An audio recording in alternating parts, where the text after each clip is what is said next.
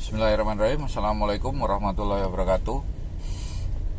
Barusan ya ada berita, ya nggak barusan sih, mungkin kemarin atau kemarinnya ya berita bahwa rezim Asad ya Bashar di mana, di Suriah ya, Suriah terguling. Nah, berita yang mengejutkan adalah setelah Pak Asad ini terguling, Israel masuk lewat Golan ya. Sebetulnya ini bukan berita yang mengejutkan ya kalau Israel masuk ini, karena memang kita lihat ya banyak sekali peran dalam penggulingan penguasa di Timur Tengah, di Afrika ya. Itu yang berperan adalah Amerika, dan tentunya kalau Amerika ya tentunya geretannya adalah Israel ya. Kita lihat Libya ya, Muammar Gaddafi itu digulingkan kan. Yang menggulingkan sebetulnya katanya sih pemberontak, rakyat yang berontak gitu. Tapi ya setelah Gaddafi terguling, nah ternyata kondisi Libya ya bukannya makin baik tapi malah makin buruk gitu ya.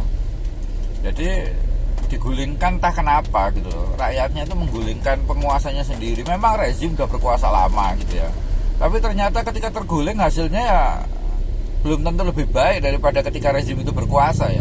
Ini yang dikhawatirkan ketika Asad ini terguling. Nanti ternyata Suriah itu nggak lebih bagus gitu ya, nggak lebih bagus. Contohnya itu tadi Muammar Gaddafi, Libya ya, terguling Muammar Gaddafi. Memang sekarang lebih bagus Libya dibandingkan zaman Muammar Gaddafi? Belum tentu juga. Kemudian Saddam Hussein itu juga dibilang rezim oleh Amerika, dibilang rezim oleh dunia internasional, harus digulingkan. Ketika terguling ya ternyata Irak sampai sekarang ya menurut saya jauh lebih buruk daripada ketika Saddam Hussein berkuasa ya. Terus untungnya apa bagi Irak, bagi Libya, bagi Suriah, bagi rakyatnya ya? Untungnya apa menggulingkan penguasanya itu? Gak ada untungnya. Yang ada adalah ruginya apa? Gak cuma itu, Mesir ya Pak.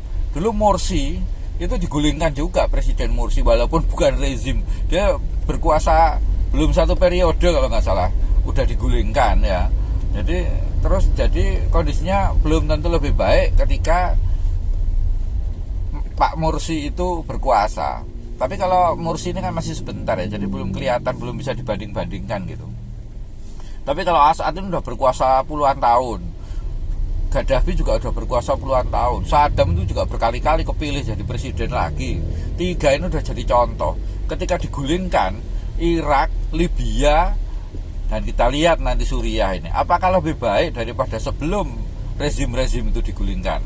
Kalau ternyata lebih buruk, berarti sebetulnya itu dibohongi itu rakyatnya itu oleh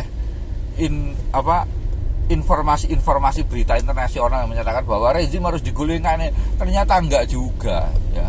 Tapi kita lihat nanti kalau yang Suriah. Tapi kalau yang Irak sama Libya udah jelas lah, setelah digulingkan sama sebelum digulingkan jauh lebih indah ketika rezim Gaddafi dan rezim Saddam Hussein itu berkuasa.